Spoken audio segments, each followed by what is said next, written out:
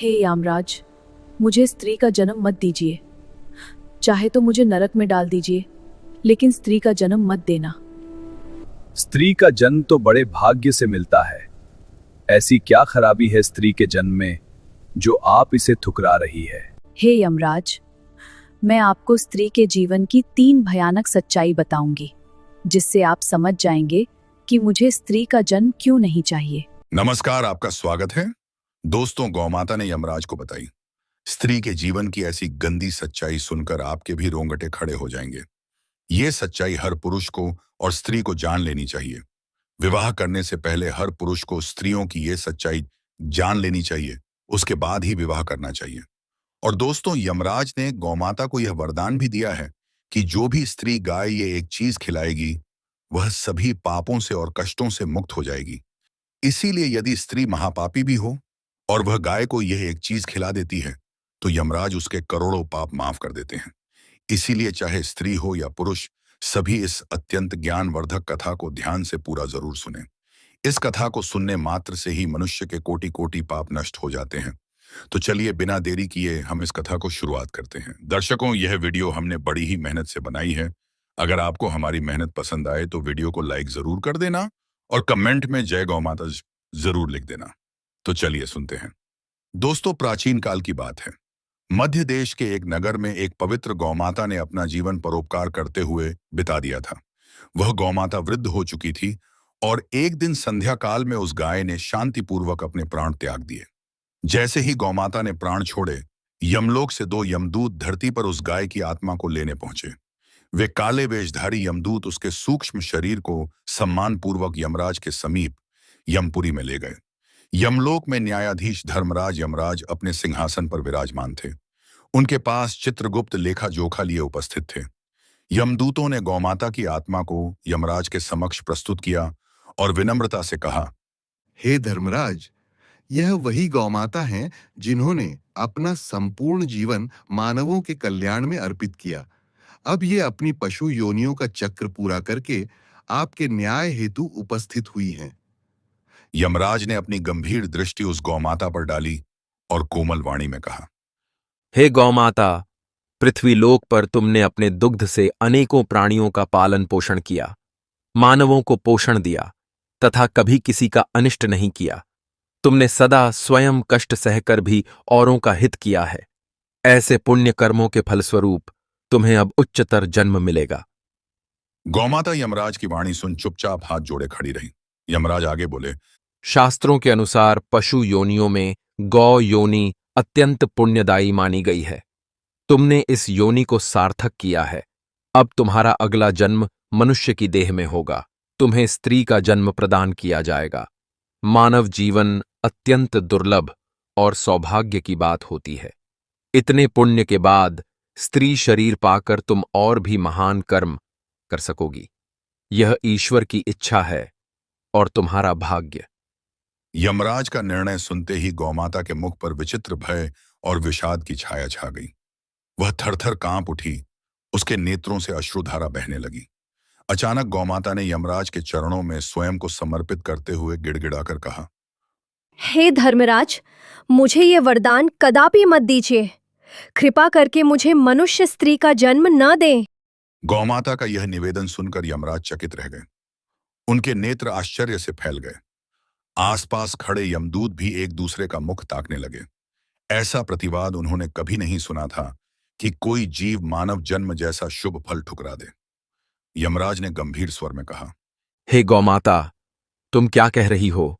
मानव योनि, वह भी स्त्री का जन्म प्राप्त करना कोई साधारण बात नहीं है। असंख्य जीव यह वरदान पाने के लिए लालायित रहते हैं। यह तो तुम्हारे पुण्यों का प्रतिफल है कि तुम्हें यह सौभाग्य मिलने जा रहा है। फिर तुम इसे अस्वीकार क्यों कर रही हो? मनुष्य तन में तुम ईश्वर का ध्यान और अधिक पुण्य कर्म कर सकोगी। यह तुम्हारे लिए स्वर्ग का मार्ग प्रशस्त करेगा। गौमाता ने रोते हुए सिर हिलाया और दुख भरी वाणी में बोली, हे धर्मराज, आप मुझे चाहे किसी भी अन्य योनि में फिर से जन्म दे दे। चाहे तो मुझे सर्प बना दे या बिच्छू कीड़ा मकोड़ा बना दे या किसी पिशाच योनि में डाल दे, यहाँ तक कि नरक में भी भेज दे। मैं सब कुछ सहने को तैयार हूँ, परंतु कृपा करके मुझे स्त्री का जन्म मत दीजिए प्रभु। यमराज गौमाता की ऐसी विनयपूर्ण परंतु दृढ़ आग्रह भरी वाणी सुनकर स्तब्ध रह गए। कुछ देर के लिए तो स्वयं धर्मराज भी निश्चल हो गए कि आखिर ऐसा क्या कारण है कि पुण्यात्मा गौमाता स्त्री योनि को नरक से भी कठिन मानकर ठुकरा रही है। यमराज ने अपना संशय प्रकट करते हुए पूछा, हे गौमाता, मनुष्य जन्म तो बड़े भाग्य से मिलता है, फिर तुम स्त्री जन्म से इतना भयभीत क्यों हो? तुम तो सदा मातृत्व और सेवा का प्रतीक रही हो। नारी स्वरूप में तुम्हें इससे भी बढ़कर सेवा व स्नेह का अवसर मिलता। तुम इसे तिरस्कार क्यों कर रही हो? क्या कारण है कि तुम पशु या पिशाच बनना स्वीकार कर रही हो, परंतु मानव स्त्री बनना नहीं चाहती? यमराज के प्रश्न पर गौमाता ने अपने आंसू पोंछते हुए गहरा निश्वास लिया। उसने अत्यंत व्यथित स्वर में उत्तर दिया, हे धर्मराज, पृथ्वी लोक पर रहते हुए मैंने नारी जीवन का जो हृदय विदारक सत्य देखा है, उसने मेरे हृदय में गहरा घाव कर दिया है। यही कारण है कि मैं स्त्री के रूप में जन्म लेने से डरती हूँ। यदि आपकी आज्ञा हो तो मैं आपको अपने जीवन की वही घटना विस्तार से सुनाना चाहती हूँ, जिससे मुझे स्त्री जीवन के दुखों का प्रत्यक्ष अनुभव हुआ। यमराज ने जिज्ञासापूर्ण दृष्टि से गौमाता की ओर देखा और धीरे से सहमति में सिर हिलाते हुए कहा, निश्चय ही गौमाता, मुझे वह रहस्य बताओ जिसने तुम्हें इतने पुण्य के उपरांत भी स्त्री जन्म से विमुख कर दिया है। मैं सुनना चाहता हूं कि पृथ्वी पर स्त्रियों ने ऐसा क्या गलत काम किया जिसे देख तुम इतनी व्यथित हो उठीं। निर्भय होकर अपनी पीड़ा कहो, यहां न्याय का शासन है, किसी के साथ अन्याय नहीं होगा। यमराज की अनुमति पाकर गौमाता ने अपने बीते हुए जीवन की घटना सुनानी प्रारंभ की। यम सभा में सन्नाटा छा गया। सभी ध्यानमग्न होकर गौमाता की करुण कथा सुनने को तत्पर हो गए। गौमाता ने धीमी और कांपती हुई आवाज में कहना शुरू किया, हे धर्मराज, वर्षों पूर्व की बात है, जब मैं अभी युवा थी। मैं एक नगर में सुदेव नाम के एक गरीब वैश्य के घर पली बढ़ी। सुदेव एक परिश्रमी किंतु साधनहीन व्यक्ति था, जो छोटी सी आजीविका से अपना परिवार चलाता था। उसके परिवार में उसकी पत्नी सुशीला और बस मैं ही थी। सुदेव और सुशीला निक संतान थे और संतान प्राप्ति के लिए ईश्वर से प्रार्थना किया करते थे। वे मेरी सेवा दिल से करते, मुझे अपने परिवार के सदस्य जैसा प्यार देते थे और मैं भी उनके घर में सुख शांति से रहती थी। कुछ समय पश्चात भगवान की कृपा से सुदेव के घर एक संतान ने जन्म लिया। एक सांझ सुशीला ने एक प्यारी सी कन्या को जन्म दिया। नन्ही बच्ची के रुदन की आवाज उस घर में गूंजी। मैं तब घर के आंगन में बांधी हुई थी और भीतर से शिशु के रोने की ध्वनि सुनते ही सहज उत्सुकता से द्वार की ओर देखने लगी। मुझे लगा था कि घर में नया जीवन आया है तो हर्षोल्लास का माहौल होगा। किंतु हे धर्मराज, मेरा हृदय उस पल कचोट उठा जब मैंने देखा कि उस शिशु के जन्म पर आनंद के स्थान पर घर में गहन निराशा छा गई। सुदेव मंद गति से घर के भीतर से बाहर आए। संध्या का धुंधलका था। मैं आंगन में खड़ी थी। सुदेव के चेहरे पर उदासी व चिंता की गहरी छाया थी। उनके कदम जैसे भारी हो रहे थे। उन्होंने दूर आकाश की ओर देखते हुए एक ठंडी सांस भरी और बुदबुदाए, हे भगवान, यह आपने क्या किया? हमारे यहाँ बेटी जन्मी है, अब हमारा क्या होगा? उनकी पत्नी सुशीला भीतर बिस्तर पर कमजोर अवस्था में थीं, किंतु मैंने सुना वह धीमे स्वर में सुदेव को सांत्वना दे रही थीं। स्वामी, ईश्वर की इच्छा को स्वीकार कीजिए, बेटी भी भगवान का दिया प्रसाद है। परंतु सुदेव दुखी मन से सिर झुकाए खड़े थे। पास खड़ी दाई माँ ने कहा, बिटिया हुई है, लक्ष्मी आई है घर में। पर सुदेव ने उदास स्वर में उत्तर दिया, कैसी लक्ष्मी माँ? यह बेटी हमारे लिए बोझ बनकर आई है। बेटे के बिना वंश कैसे चलेगा? मेरी विरासत कौन संभालेगा?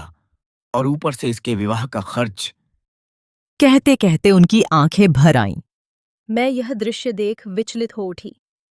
एक ओर घर के कोने में कपड़े में लिपटी हुई वह नवजात कन्या अब शांत थी। शायद अपनी माँ की गोद में सो गई थी। दूसरी ओर उसके पिता के मुख से ऐसे शब्द निकल रहे थे जो किसी भी बेटी के भाग्य को कोसने वाले थे। उस मासूम शिशु का क्या दोष था, हे धर्मराज? वह तो भगवान की देन थी, पर उसके जन्मते ही उसे बोझ और चिंता का कारण मान लिया गया। उस दिन मैंने पहली बार महसूस किया कि मनुष्य समाज में एक स्त्री के आगमन पर भी कैसा विरागपूर्ण वातावरण बन सकता है। धीरे धीरे रात हो चली। सुशीला बिस्तर पर निर्बल पड़ी यह सब सुनकर आंसू पी रही थी। मैं आंगन में बंधी ये सब नज़ारे देख रही थी। उस रात सुदेव ने किसी प्रकार अपनी नवजात बेटी को गोद में लिया तो सही, पर उनके मन में निराशा थी। उन्होंने बेटी का नाम यद्यपि बड़े प्रेम से सुनंदा रखा। शायद हृदय के किसी कोने में पिता का स्नेह उमड़ा होगा, पर मुख पर मुस्कान नाम मात्र को थी। समय बीतने लगा। दुख और तंगी के बावजूद सुदेव और सुशीला ने अपनी बेटी सुनंदा का लालन पालन करना प्रारंभ किया। सुनंदा ने जन्म से ही मेरा दूध पीकर अपना पोषण पाया।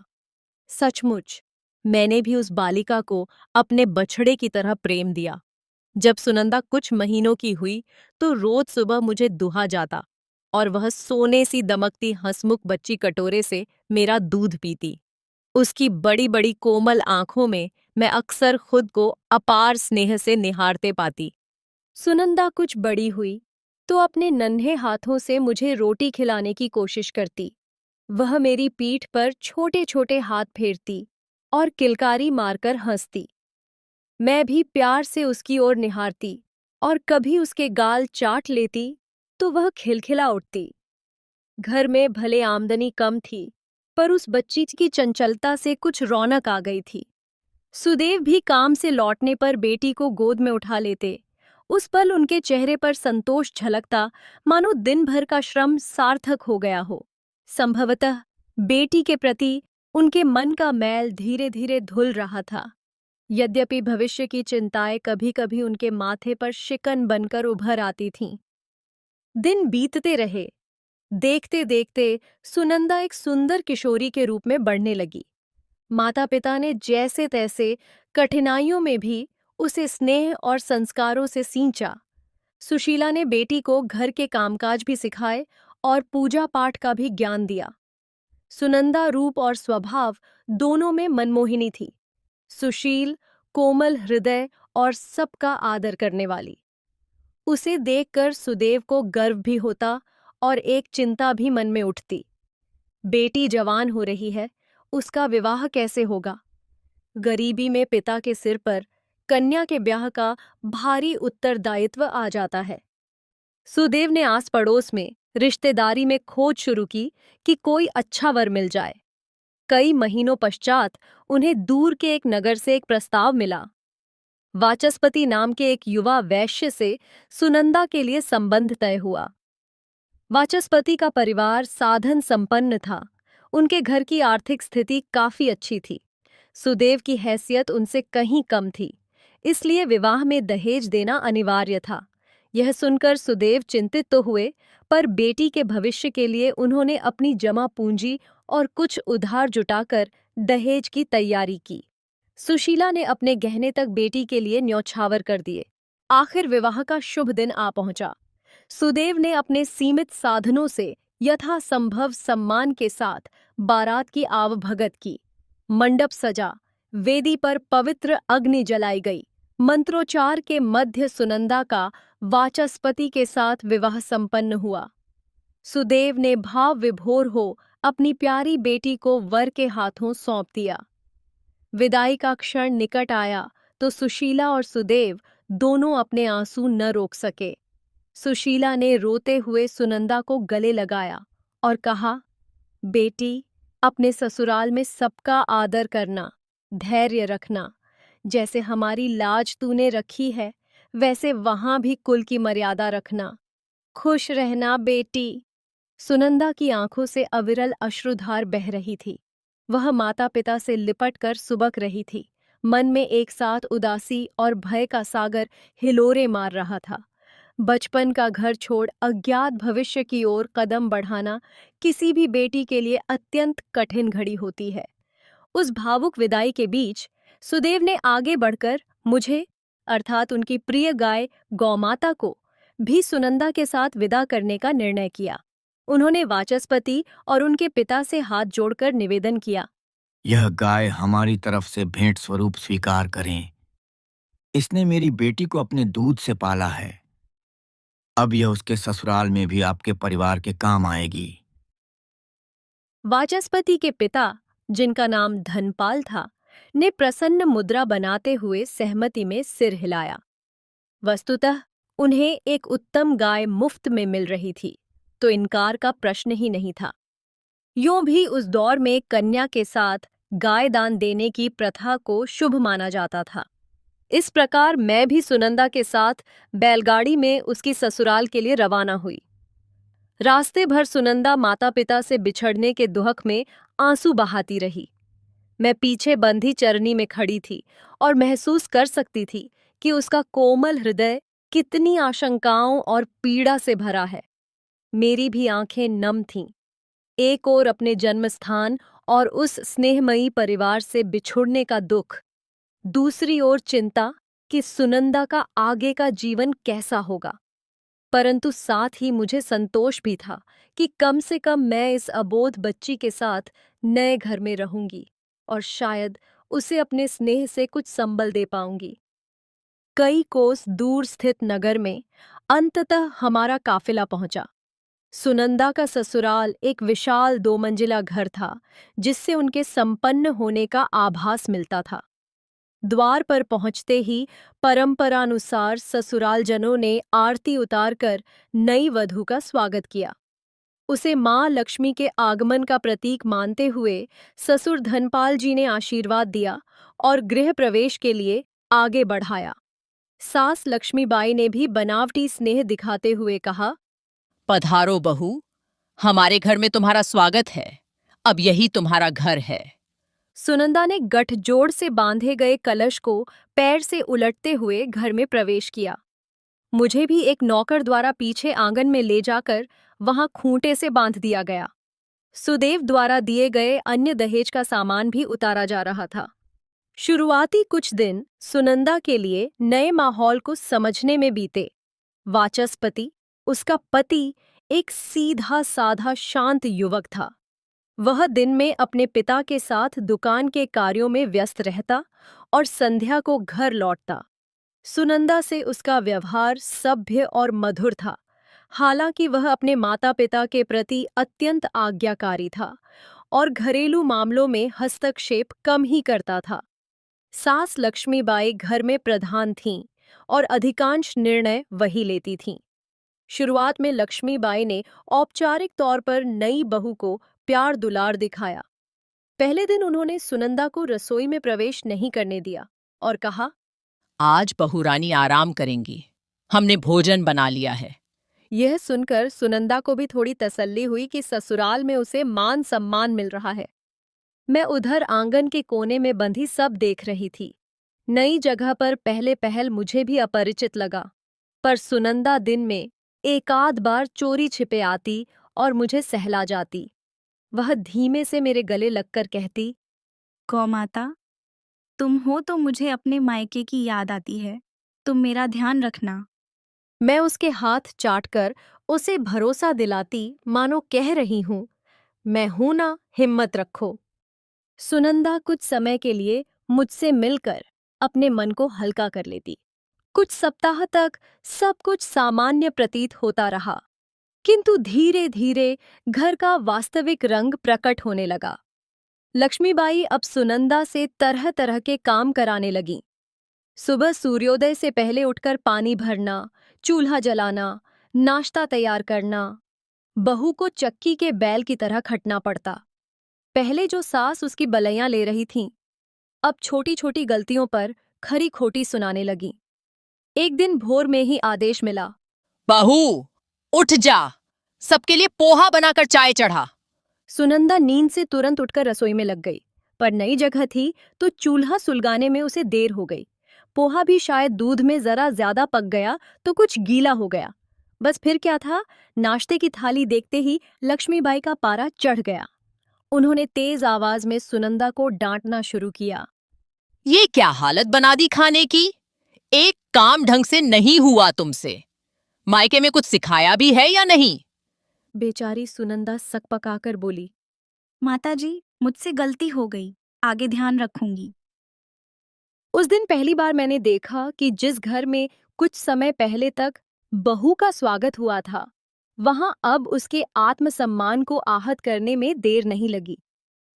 धीरे धीरे रोज का यही क्रम बन गया। जरा जरा सी बात पर सास का गुस्सा फूट पड़ता। कभी आटा गूंदने में देरी हो जाए तो ताने कि मायके में रानी बनी रहती थी क्या, जो इतना वक्त लग रहा है? कभी कपड़ों में जरा सी कमी रह जाए तो तुम्हारी माँ ने कुछ नहीं सिखाया क्या तुम्हें? ससुर धनपाल भी हर बात पर पत्नी की हाँ में हाँ मिलाते। यदि सुनंदा थकी हुई दिखे तो कटाक्ष करते। बहू को तो काम करने की आदत ही नहीं, देखो जरा हमेशा सुस्त पड़ी रहती है। वास्तव में सुनंदा नींद पूरी न होने के कारण प्रायः बोझिल चेहरा लेकर घूमती, पर उसे आराम देने वाला कोई नहीं था। उसका पति भी अब उसके साथ बुरा व्यवहार करने लगा। वह भी उसे अपमानित करता था और मारता पीटता था। यह सब देखकर सुनकर मेरी आंखों से आंसू बहने लगते थे। इस बीच वाचस्पति के परिवार में पहले से ही 2 दूधी गायें थीं, जो भरपूर दूध देती थीं। मेरी उम्र अधिक हो चली थी और हाल में कोई बछड़ा न होने से मैंने भी दुग्ध देना लगभग बंद कर दिया था। आरंभ में 2-1 दिन तक उन्होंने मुझे चारा पानी दिया, पर जब देखा कि दूध की मात्रा बहुत कम है तो मुझे घर के पीछे खुले कोने में बांध दिया गया। वहां न धूप से बचाव था न वर्षा से। एक टूटी छप्पर की आंचल भर थी। बकरी और दूसरे जानवर भी वहीं पास में बंधे थे। मेरे हिस्से का चारा भी अक्सर कम कर दिया जाता, क्योंकि परिवार का ध्यान अपनी अधिक दूध देने वाली गायों पर था। सुनंदा दिन भर घरेलू काम में पिसती रहती, पर जैसे ही फुर्सत मिलती छिपकर मेरे पास आ जाती। वह मेरे लिए रसोई से बची हुई रोटी या चारे का गट्ठर ले आती और खुद अपने हाथों से मुझे खिलाती। मैं उसकी आंखों में देखती तो वहां आंसू तैरते मिलते। वह कुछ बोलती नहीं, पर मैं समझ जाती कि उसका हृदय व्यथा से भरा है। धीरे से वह मेरे गले लग जाती और सुबक सुबक कर रोती। मेरे गले में बंधी रस्सी उसकी आंसुओं से भीग जाती और मैं कुछ कर न पाती, सिर्फ अपनी जीभ से उसके आंसू चाटकर उसे ढाढ़स बंधाने की चेष्टा करती।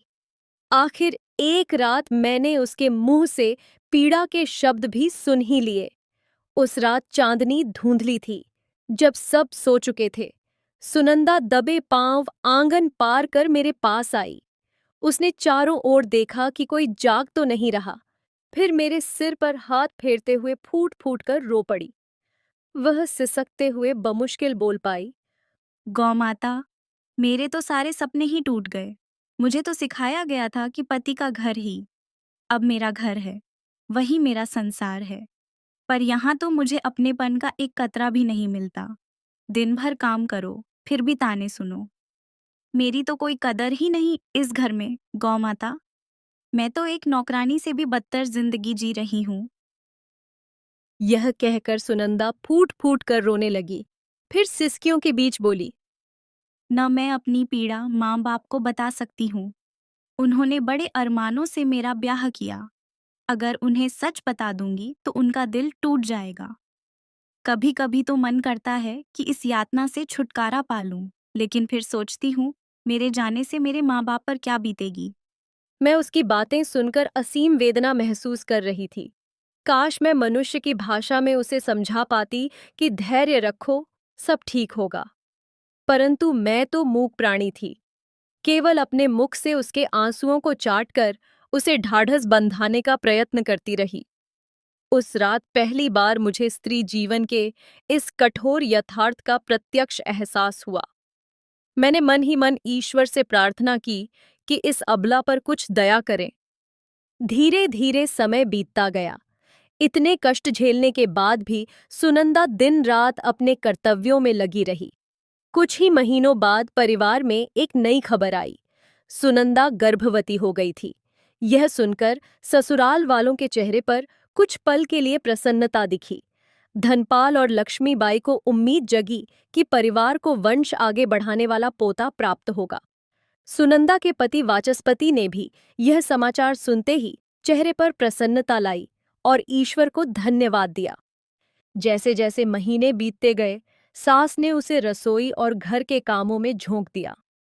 भारी पेट और कमजोर शरीर लेकर भी बेचारी बहू चौका बर्तन, झाड़ू पोंछा सब करती रही। उसकी चाल ढाल धीमी पड़ गई थी, मगर किसी को दया न आती थी। यदि कभी वह थककर पल भर को बैठ जाती तो तुरंत डांट पड़ती। लड़का जनने वाली माँ ऐसे सुस्ती करती है क्या? सुनंदा चुपचाप फिर काम में लग जाती। गर्भावस्था के 7वें महीने में एक बार मायके से खबर आई। सुदेव ने संदेश भिजवाया कि वे चाहते हैं कि प्रसव से पूर्व कुछ समय के लिए बेटी को मायके ले जाया जाए, जिससे उसकी अच्छी देखभाल हो सके। इस पर धनपाल ने टालमटोल करते हुए जवाब भिजवा दिया कि यहाँ सब कुशल पूर्वक है, आप चिंता न करें, हम अच्छी तरह देखभाल कर रहे हैं। हकीकत यह थी कि सास ससुर सुनंदा को मायके नहीं भेजना चाहते थे। उन्हें भय था कि कहीं वह अपने माता पिता को अपने दुहक न बता दे। इस प्रकार सुनंदा को अंतिम समय तक ससुराल में ही रहना पड़ा। समय अपनी गति से बीतता रहा। मैंने देखा कि आखिरी महीनों में सुनंदा बेहद दुर्बल हो चली थी। उसका चेहरा पीला पड़ गया था, आंखों के नीचे गहरे स्याह घेरे थे। वह कमर पकड़े बमुश्किल चलती, लेकिन फिर भी काम में लगी रहती। भीतर पल रहे शिशु का भार तो था ही, पर उससे भी ज्यादा भारी उस पर ससुराल वालों की अपेक्षाओं का बोझ था। मैं उसे इस हालत में देखकर भीतर ही भीतर रोती थी। एक दिन वह मुझे पानी डालने आई तो अचानक चक्कर खाकर गिरते गिरते बची। मैंने तड़प कर जोर से आवाज निकाली, मानो लोगों को सावधान करना चाहा, पर कोई नहीं आया। उल्टे शाम को जब लक्ष्मीबाई को यह पता लगा तो उन्होंने सुनंदा को ही उलाहना दिया कि अपनी हालत का जरा ख्याल नहीं, संभल कर नहीं चल सकती थी? सुनंदा निश्वास भरकर रह गई। अंततः वह घड़ी भी आ गई। अंधेरी आधी रात का समय था जब सुनंदा को तेज प्रसव पीड़ा शुरू हुई। वह दर्द से चीखने लगी। उसकी कराहट भरी आवाज सुन पूरे घर में हलचल मच गई। लक्ष्मीबाई ने तुरंत पास की दाई को बुलवाया। सुनंदा को घर के अंदर एक कमरे में लिटा दिया गया। मैं उस वक़्त पिछवाड़े अंधेरे में बंधी थी, पर भीतर से आती सुनंदा की चीखों को सुनकर मेरा कलेजा फटा जा रहा था।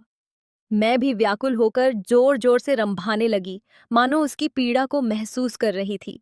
घंटों तक प्रसव की पीड़ा चलती रही। आखिरकार भोर के करीब एक नवजात शिशु के रुद्ध रोने की आवाज गूंजी। सुनंदा ने एक बच्ची को जन्म दिया था। हे धर्मराज, हाँ, एक कन्या ने इस दुनिया में आंखें खोली। दाई ने उस बच्ची को कपड़े में लपेटकर बाहर आकर सूचना दी, बच्ची हुई है। यह सुनते ही लक्ष्मीबाई का चेहरा उतर गया। धनपाल ने गहरी सांस छोड़कर सिर पकड़ लिया। वाचस्पति, जो द्वार पर बेचैन खड़ा था, स्तब्ध रह गया। उधर प्रसव के तुरंत बाद सुनंदा की हालत बिगड़ चुकी थी। अत्यधिक रक्तस्राव से वह अर्धचेतन अवस्था में पड़ी थी। दाई ने अंदर से घबराकर आवाज लगाई, बहू की सांस टूट रही है, जरा गर्म पानी और साफ कपड़ा लाओ जल्दी। कुछ देर तक अफरा तफरी मची रही। मैंने सुनंदा की क्षीण चीखें क्रमशः धीमी होते सुनी। फिर भीतर से दाई के विलाप की आवाज आई, ओह, यह तो चल बसी, भगवान ने इसे उठा लिया। यह शब्द सुनकर मैं थर्रा उठी। मेरी सुनंदा, जिसे मैंने गोद में हंसते खेलते देखा था, वह इतनी कम आयु में दुनिया छोड़ गई। मेरी आंखों के आगे अंधेरा छा गया।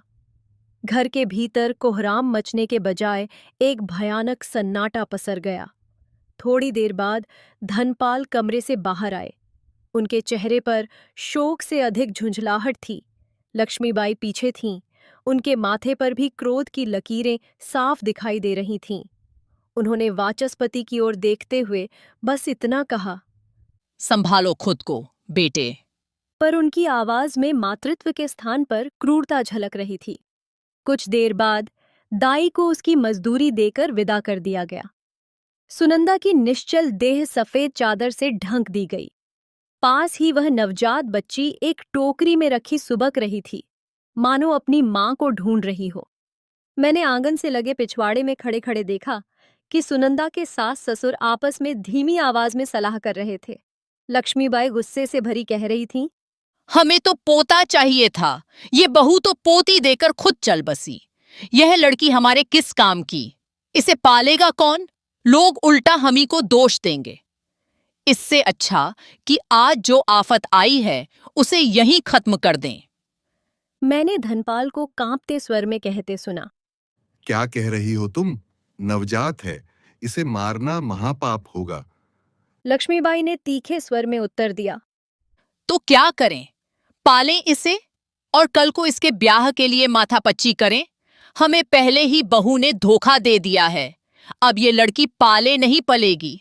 चुपचाप इसका अंत करना होगा और दुनिया से कह देंगे कि बच्ची जन्म के समय ही मर गई। धनपाल ने इधर उधर देखा। ठीक है, लेकिन लक्ष्मीबाई ने जल्दी से उस बच्ची को एक कपड़े में कसकर लपेटा और धनपाल की ओर बढ़ाते हुए बोली, हाथ मत कांपने देना, अभी रात गहरी है, कोई नहीं देख रहा। हे धर्मराज, मैं स्तब्ध थी। मैंने देखा धनपाल उस मासूम को कपड़े में कसकर बांध कुएं के पास ले गए। मेरी समझ में नहीं आया कि मैं क्या करूं। मेरे खूंटे की रस्सी जमीन में गड़ी थी। मैं जोर लगाकर भी उसे छुड़ा नहीं पा रही थी। मुझे केवल मूक होकर यह घोर अधर्म देखना था। क्षण भर में धनपाल ने वह कपड़े में लिपटा नन्हा सा शरीर कुएं में उछाल दिया।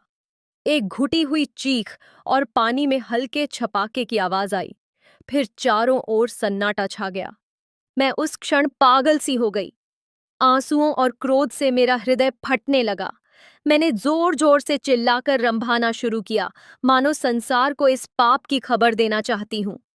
मेरी आवाज सुनकर लक्ष्मीबाई एक पल को ठिठकीं, फिर पास आकर दांत पीसकर बोली, चुप कर, बदबख्त जानवर, तेरी ही गठरी के साथ यह मनहूस आई थी, अभागी गाय। और उन्होंने सचमुच क्रोध में एक लाठी उठाकर मुझे जोर से मार दिया, जिससे मैं दर्द से बिलबिला उठी। धनपाल ने भी फुसफुसाकर गुस्से से मुझे चुप रहने का इशारा किया। अगले ही पल वे दोनों अंदर लौट गए, मानो कुछ हुआ ही न हो। मैं वहीं सुध-बुध खोए खड़ी रह गई। कुएं के काले गहरे पानी में मेरी आंखों के सामने एक निर्दोष जीवन समा चुका था। वह बच्ची जो अभी इस दुनिया में आई ही थी, अपनी मां के पास चली गई। ऐसा वीभत्स कांड मैंने पहले कभी न देखा था। उस रात के बाद उस घर में सब कुछ सामान्य होने का अभिनय किया जाने लगा। सुबह होते ही ये खबर फैला दी गई कि दुर्भाग्यवश बहू और बच्ची दोनों प्रसव में चल बसे। आस पड़ोस के लोग औपचारिक संवेदना जताने आए और चले गए। किसी को भी सच्चाई का पता नहीं चला। हाँ, एक परिवर्तन अवश्य हुआ। अब उस घर में मेरे होने न होने का किसी को भान न रहा। सुनंदा के गुजरते ही मानो मुझ पर दया दिखाने वाला भी कोई न था। मुझे पिछले आंगन में ही बंधा रहने दिया गया, बिना चारे पानी के। 2-3 दिन तक मैं भूखी प्यासी अपने खूंटे के पास उस दरवाजे को निहारती रही, जिधर से हर दिन मेरी सुनंदा हंसते हुए आती थी, मुझे सहलाती थी, रोटी खिलाती थी। अब वह दरवाजा सूना था और मेरे पुकारने पर भी कोई नहीं आता था। शुरू शुरू में मैं जोर जोर से रंभाकर अपना दुख प्रकट करती रही, पर हर बार या तो कोई मेरी आवाज अनसुनी कर देता या कभी कभार धनपाल दूर से हट हट कहकर पत्थर मार जाता। मुझे समझ आ गया कि इन लोगों ने मुझे मरने के लिए यूं ही छोड़ दिया है। मैं अत्यंत क्षीण हो चली थी। दूध न देने वाली बूढ़ी गाय से उनको अब कोई प्रयोजन न था। मेरे सामने सब अंधेरा था। मेरी प्राण प्रिय सुनंदा जा चुकी थी। उसकी बेटी की हत्या मैं देख चुकी थी। जीने की चाह शेष न थी। ऊपर से पानी और चारे के बिना मेरा शरीर भी जवाब दे रहा था। अंततः एक सांझ ऐसा आया कि मैं बिल्कुल निशक्त होकर धरती पर गिर पड़ी। आंखों के आगे अंधेरा छाने लगा। सांसें धौंकनी की तरह चल रही थीं। आखिरी क्षणों में मेरी आंखों से आंसुओं की धार बह चली। मन में बस एक ही करुण पुकार थी, हे प्रभु, अब दोबारा मुझे पृथ्वी पर मत भेजना, विशेषकर किसी स्त्री की योनि में जन्म देकर फिर ऐसे दुहक मत देना। धीरे धीरे मेरी दृष्टि धुंधली पड़ी और एक अंतिम लंबी सांस के साथ मेरे प्राण निकल गए। गौमाता की करुण आपबीती समाप्त होते ही यमलोक की सभा में कुछ देर तक पूर्ण सन्नाटा छाया रहा। सभी यमदूत स्तब्ध खड़े थे। स्वयं धर्मराज यमराज की आंखें भी नम हो उठी थीं। क्षण भर को तो यमराज अपने आसन से उठकर खड़े हो गए, मानो शोक में मौन धारण कर लिया हो। फिर उन्होंने गहन निःश्वास छोड़ते हुए भर्राए स्वर में कहा, हे गौमाता, तुम्हारी कथा सुनकर हृदय द्रवित हो उठा है।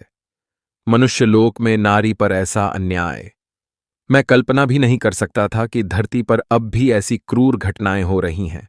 जिस परिवार की बात तुमने बताई, उन्होंने तो घोर पाप किए हैं। अबला बहू को प्रताड़ित करना, जन्म लेते ही निर्दोष शिशु की हत्या करना, ये कर्म महाधर्म हैं। ऐसे पापियों को उनके पाप का फल अवश्य मिलेगा। यह कहकर यमराज ने क्रोध से भ्रिकुटी चढ़ाई और पास खड़े चित्रगुप्त को आदेश दिया। चित्रगुप्त, उस सुनंदा के सास ससुर और पति का जीवन लेखा अभी देखो। जब उनके जीवन का अंत हो और वे यहां उपस्थित हों, तो इन्हें उन अपराधों के लिए कठोर से कठोर दंड दिया जाए।